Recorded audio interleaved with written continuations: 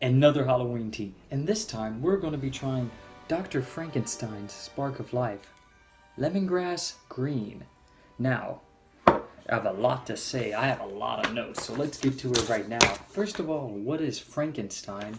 Well, Frankenstein, or the modern Prometheus, is a novel written by English author Mary Shelley. She lived from 1791 through 1851. That tells the story of Victor Frankenstein, a young scientist who creates a hideous, sapient creature in an orthodox scientific experiment. Shelley started writing the story when she was 18, and her first edition was published anonymously in London on January 1st, 1818. Her name first appeared on the second edition, published in 1823. Now that you know what Frankenstein, what does happen in Frankenstein? Well, I have a summary of the whole book. It's going to take a while, but I'll try to make it as quick as possible. So here we go. He receives a letter from his father, informing him that his younger brother, William, has been murdered. Victor finds that Justin Moritz, a kind gentle girl, who has been adopted by the Frankenstein household, has been accused. She is tried, condemned, and executed, despite her assertion of innocence. Victor takes a vacation to the mountains. After returning to Geneva, Victor heads for England, accompanied by Henry, to gather information for the creation of the creation of a female monster. Victor destroys his new creation. The monster, enraged, vows revenge, swearing that he will be with Victor on Victor's wedding night. When shown the body, he is shocked to behold his friend Henry Clerval with the mark of a monster's fingers on his neck. Victor marries Elizabeth. The monster has been hinting at killing his new bride. Victor returns home to his father, who dies of a grief short time later. There's a lot going on. Victor almost catches up with the monster, but the sea beneath him swells and ice breaks, leaving an unbridgeable gap between Victor, already ill when the two men meet, worsens and dies shortly thereafter. When Walton returns, several days later, to the room in which the body lies, he is startled to see the monster weeping over Victor. The monster tells Walton of his immense solitude, suffering, hatred, and remorse. He asserts that now that his creator has died, he too can end his suffering. The monster then departs for the northernmost ice to die. And that's the story of Frankenstein. Let's go to the motion pictures of Frankenstein. The first motion picture adapted Mary Shelley's novel was the movie Frankenstein in 1910. When you think of Frankenstein, though, you're probably thinking of this Frankenstein. I present you Frankenstein. Created in 1931, this movie was produced by Universal Pictures. The film was a big hit. In June 1932, the film earned reportedly rentals of $1.4 million. In 1943, Universal reported that it earned a profit of $708,871. By 1953, all the Frankenstein re-releases earned an estimated profit of $12 million. So it's always been good.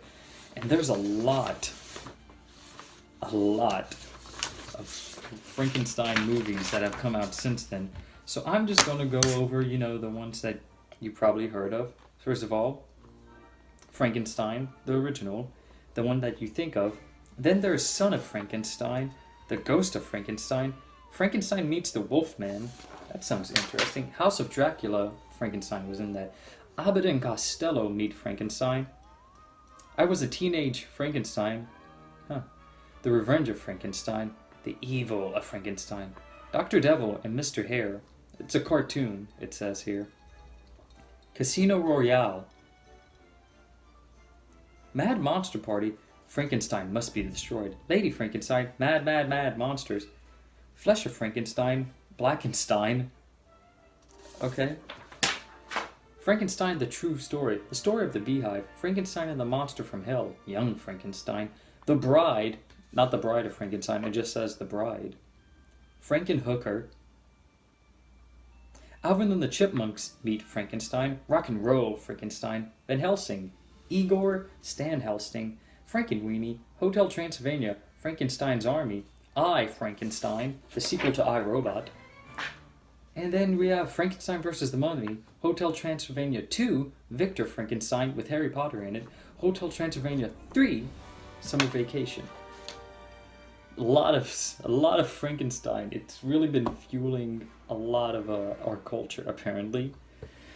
Now, the tea does not contain any Frankenstein or any sense of life in it, but it does contain gunpowder green tea. Now, gunpowder green tea, more facts here, is a tea form of Chinese tea in which each leaf has been rolled into a small round pellet. Its English name comes across from resemblance of grains of gunpowder. This rolling method of shaping tea is most often applied to either dried green tea or oolong tea. Green tea and lemongrass. Now, if you don't know what lemongrass is, more facts. Lemongrass is a plant. The leaves and the oil are used to make medicine. Lemongrass is commonly taken orally, applied directly to the skin, or inhaled as aromatherapy for many different conditions. But there is limited scientific research to support any of its common uses. In food and beverages, lemongrass is used as a flavoring. For example, lemongrass leaves are commonly used as lemon flavoring in herbal teas. In manufacturing, lemongrass is used as a fragrance in deodorants, soaps, and cosmetics. Lemongrass is also used in making vitamin E and natural citra.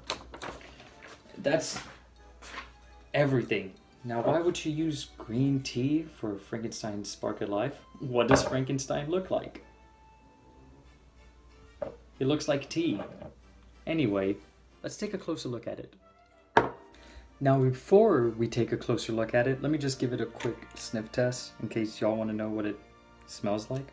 Lemongrass is stuck to the top of this. It smells like lemon and green tea. But now we know. Now let's take a closer look at it. And this is a look at Dr. Frankenstein's Spark of Life lemongrass tea. And if you look, since it's a glass jar, it's nice. You can just see the lemongrass, which is the long, and the gunpowder green tea, which is those little pellets. Usually I would, oh no, I would take it, put it into this little dish. But since it's a glass jar, we won't do that this time. Now let's get to brewing it. And the directions for brewing it are green tea brewing instructions. Add 1 teaspoon of tea, or 2 if you like it strong, to bag or infuser. Heat water to 175 degrees Fahrenheit. Add little ice to hot water to cool. Steep for 3 minutes. Add sugar sweetener if desired. Enjoy. Now let's get to it.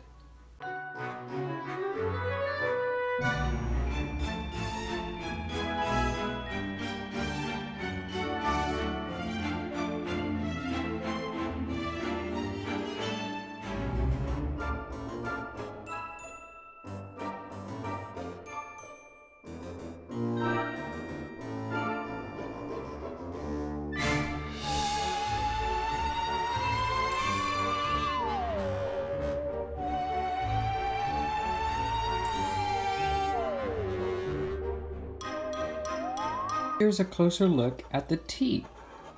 We kind of got a yellow-green color going on. Yellow for lemongrass. So I'm guessing that's why it's this color. But yeah, here's the color. Yellow, really light. Kind of like urine, but I don't want to say it. But I just did. It kind of looks like urine. But you're not urine. You're out. I'm sorry. There's the color. Now let's try the tea. Okay, first sip.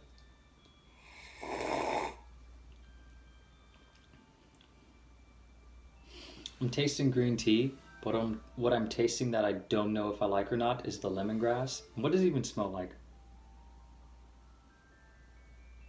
It doesn't smell the same as it was brewed before. And actually when I was brewing it and I could smell like the tea leaves and the lemongrass that was just brewed, I smelled that, and it kind of smelled like cigarettes, like oat cigarette smell, which was a really big turnoff. And I still think that's what I'm smelling. I think I'm smelling burnt cigarettes. Not burnt cigarettes, just cigarettes in general when I smell this. So that's not going to help me.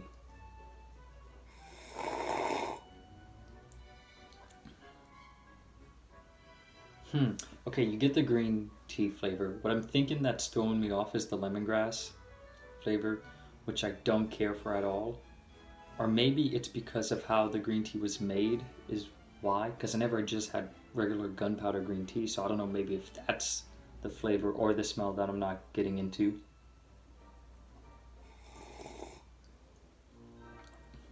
I'm not getting a lemon flavor.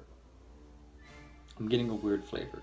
I do taste a little bit of green tea, but I'm not getting lemon. Maybe a little bit of citrus flavor, but not a lot. Something I can say though, I'm not putting this down, so it's not disgusting. It's just kind of confusing about what I'm really drinking right now. But is it bad? I don't know if it's bad, the word. I think it's just weird. And if you would order this, that's a good way to put it. If you would order this at a restaurant or a little cafe, would you order it again? Me personally, no.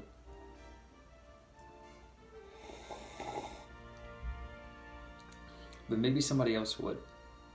Now, I've been doing, which, like, you know, make it, you can really taste more. So what if I just did this?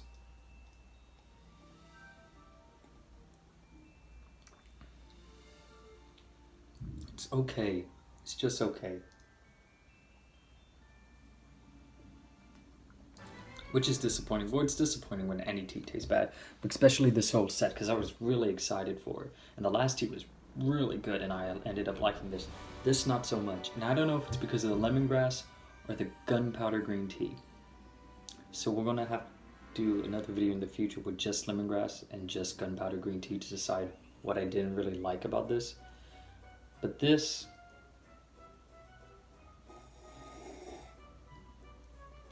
This is a 4 out of 10. Not because it's disgusting, but because if you're putting just base level tea, 5 out of 10, it's not base level. I would prefer it over like a regular, when I say base level, I'm judging this off of, now you need to know the scale I'm judging off of. I'm judging just green tea, which is my favorite. Actually, it's just the nicest tea for me. So I'm judging this below green tea. So that's what this is. This is a 4 out of 10. Frankenstein's Spark of Life green tea. Again, I will leave a description into where you can buy these teas, because this one, not that good, but again, the packaging is cute, or maybe you would like it. Maybe you like this taste that I don't really care for.